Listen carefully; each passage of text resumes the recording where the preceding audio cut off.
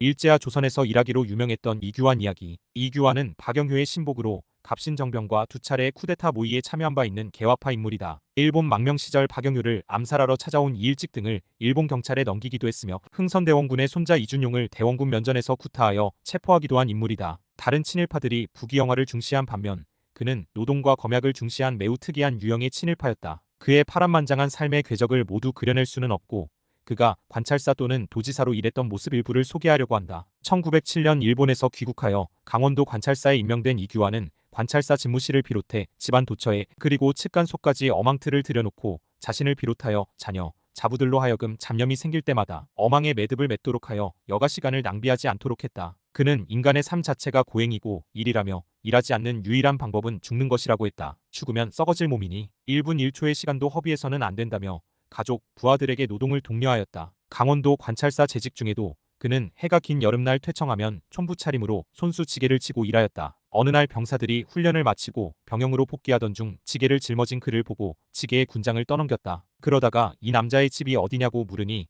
남자가 말하길 연대장 관사옆이오 하고 대답했다. 병사들이 생각하길 연대장 관사옆에는 도지사 관사뿐이었다. 그래서 병사들이 장관댁 머슴이오 하고 물으니 사내가 아니 장관이오 하고 대답했다. 놀란 병사들이 바로 군장을 내리고 사죄하자 그냥 두시오 하면서 병영까지 마저 날라주었다고 한다. 그는 출장길의 기차는 반드시 3등석을 이용했고 아껴 쓴 출장비로 효자효부를 포상하거나 학생 장학금을 기부했다. 양복 한 벌을 평생토록 입고 신발 한 켤레로 30년을 지냈다. 집신이나 고무신, 양말이 떨어지면 발가락이나 발뒤꿈치가 헤어진 부분만 버리고 계속 신어 그의 양말과 신발은 짝짝이인 일이 종종 있었다. 퇴근 후 이규환은 손수 자신의 농장에 들러 직접 지게에 거름통을 치고 밭을 갈았다. 이 때문에 그는 똥지게 장관으로 불렸다. 그는 돈의 9년마다 친상계를 조직하게 하고 초상이 나면 손수 상여를 매곤 했다. 상여 맨 관찰사란 당시 조선 사회에서는 전무후무한 일이었다. 강원도 관찰사로 재직 중 그가 한 농가에 들렀다가 걸게 차린 점심상을 대접받았다. 맛있게 식사를 마친 관찰사 이규환은 주인의 만류에도 불구하고 비지땀을 흘려가며 밭에 거름을 다 전해는 대가를 치르고 나서야 그 집을 떠났다. 그는 자신부터 술과 노름, 도박을 피하고 주색 잡기를 시간 낭비에 돈 낭비, 인생 낭비라고 조소하였다. 그는 관찰사의 관사를 개조하여 고아원으로 개조하고 자신은 직접 집에서 도보로 출퇴근하였다. 그는 대다수의 조선인들이 땀 흘려 일하기를 거부하고 술과 담배와 노름, 도박에 빠지기를 좋아한다며 조선의 멸망은 당연한 천벌로 받아들였다. 농번기 바쁜 시절에 장기를 두거나 노름을 하고 있으면 그는 걸음짐을 치고 가다가 짐짓 비틀거리며 쏟아버렸다. 또 돈 많은 지역 유지들이 기방에서 놀고 있다는 정가를 받으면 인분 만지고 있던 그 손 그대로 들어가 술을 청하고 맨손으로 안주에 손을 대어 판을 깨곤 했다. 그는 땀 흘려 일하는 농군들을 도우지는 못하면서 환락에 빠졌다며 판을 갈아엎어 여러 번 논란을 일으켰다. 이규환은 도박과 오락은 무의미한 짓이며 시간을 허비하고 영혼을 좀먹는다 하였다. 그는 음주와 흡연에 대해서도 쓰잘데기 없는 시간 낭비라고 지적하였다. 그는 1분 1초의 시간도 무료하게 보내면 안 된다며 시간이 남을 때마다 독서를 하거나 물레를 돌리며 시를 작거나 일본에서 배운 체조를 하였다. 이규환은 며느리를 얻으면 혼례가 끝나는 그 이튿날 반드시 밭에 데리고 나가 가래질을 시켰다. 이는 셋 이상이 협동해야 되는 일로 노동의 협동적인 묘미를 익히게 한 것이다. 그는 집신도 손수 삼아 신었으며 딸들과 며느리들에게는 용변시에도 실구리를 들고 가서 감으라고 했다. 1910년 4월 공립춘천실업학교가 개교하자 강원도 관찰사인 그가 초대 교장을 겸임했다. 1910년 10월 1일 한일 합방이 되자 그는 이를 당연한 것으로 여겼다. 평소 게으른 본성을 가진 조선민족에게 독립될 자격이 없다고 확신했던 그는 한일 합방을 조선인의 게으름과 탐욕, 부패함이 불러낸 당연한 결과물로 인식하였다. 10월 1일 한일 합방 조약 체결과 동시에 그는 조선 총독부 고등관에 임용되고 강원도 도장관으로 발령되었다. 그는 총독부에서 남작 자기를 제안하였지만 자신에게 분에 맞지 않는 자리라며 거듭 사양하였다. 1918년 9월 함경남도의 도장관으로 이동했다. 그는 도지사로 재직하면서 매춘굴과 유흥가, 주점을 단속, 혁파하고 도박과 오락을 금지하였다. 또한 음주와 흡연 역시 금지하고 그 시간에 쉬거나 물을 마시는 일만 허용하였다. 그는 도지사 자리에 있으면서도 제복 한 벌 외에는 여름에는 중에 적삼, 겨울에는 무명옷이 상복이고 두루마기는 넉마 같았다. 일을 할 때는 무명에 물감들인 새옷을 입었기에 중국인 고용인으로 오인받기 일쑤였고 구두는 강원도 도장관 임관 당시에 사시는 한 켤레를 30년 동안 기운 데를 다시 기워 신었다. 이규환은 도청 푸세식 화장실의 인분조차 분뇨 처리업자에게 맡기지 않고 자신이 직접 도청 화단에 거름으로 뿌리거나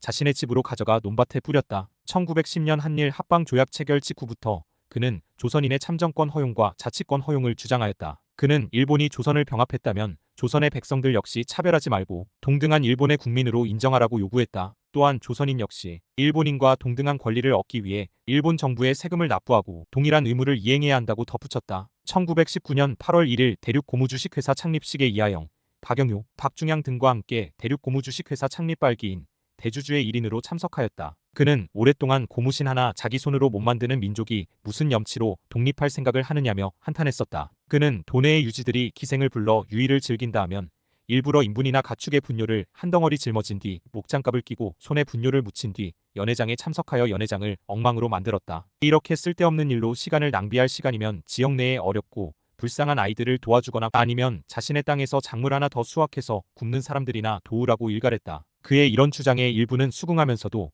일부는 지독한 짠돌이의 구두쇠 자신이 세상을 구제할 예수라도 되는 줄 착각한다며 반감을 갖기도 했다. 함석헌은 후일 그를 가리켜 조선에서 일하기로 유명한 인물이라고 평하였다. 그는 음식 투정을 부리는 것을 미워하여 음식 가리는 것과 낭비를 용납하지 않았다. 그는 늘 희생당하는 동식물, 힘들게 수확하는 농부와 어부를 생각하며 쌀1알, 고기 한 점도 감사하는 마음으로 음식을 먹으라고 주문하였다. 1924년 12월 사직서를 제출하여 한경남도 도지사직을 사퇴하였다. 공직에서 퇴직한 뒤에도 식사능업이라는 평소의 주장대로 황무지를 개간하여 농장을 일구고 운영하는 일에 몰두하였다. 그의 농사일은 화제가 되어 이상촌을 꿈꾸던 이광수나 김교신 등은 그의 농장을 직접 방문하여 농장 환경을 기록해가기도 했다. 1927년 신간의 창립에 참여하고 1928년에는 물산장려회에도 동참하였다. 그는 직접 국산품 애용 시범을 보이고자 쌀, 보리, 조, 밀, 수수 등을 자신의 토지에 직접 농사지었고 삼배와 목화를 재배하여 직접 옷을 해입거나 가족들에게 스스로 물레를 돌려 옷을 해입도록 했다. 1929년 변호사 2인의 학교 설립 도움 요청을 받자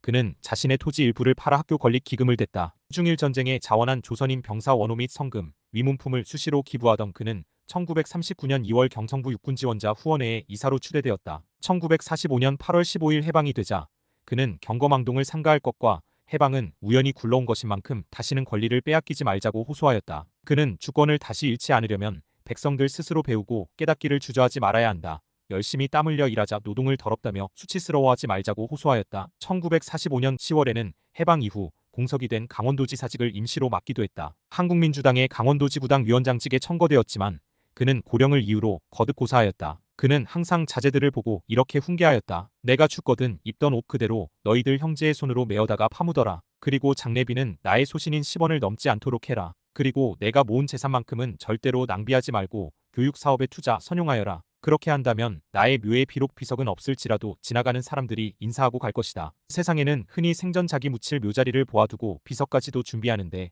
그런 자들은 인생을 거짓 살았기에 끝까지 거짓으로 살려는 행위인 것이다. 그는 말년에 중풍으로 누워 있었는데 죽을 때까지도 곁에 어망 짜는 실을 놓고 어망을 짰다고 한다. 그는 생전 자신의 집 울타리 안팎과 집 주변에 미루나무, 오동나무, 대추나무, 밤나무, 감나무 등을 심어두었다. 누군가는 지나가다 배가 고프면 땅에 떨어진 그 열매라도 먹지 않겠는가 하는 것이 평소 이규환의 바람이었다. 그는 땀 흘려 일하는 것은 전혀 수치스러운 것이 아니며 더럽고 힘든 일을 꺼리고 기피하는 자야말로 추악한 영혼을 가진 자라고 일갈하였다. 도지사 재직 시 똥지게, 인분, 가축의 분뇨를 보고 구역질하는 직원들의 뺨을 갈기며 너 같은 놈의 양반들이 나라를 말아먹었다며 호통쳤다. 이규환은 조선이 망한 원인들 중 하나로 낭비벽, 사치, 허세를 꼽았다. 이규환은 친척이 벼슬자리를 청탁하러 오건 거지가 밥 한 수를 얻으러 오건 공짜밥을 주워 보낸 적이 없었다. 어떤 일이든 시켜서 내보냈다. 덕분에 그 집에는 청탁꾼은 물론 거지들도 잘 드나들지 않았다. 그는 조선인의 악질적인 습관은 법을 지키기보다는 인맥과 연줄로 회피,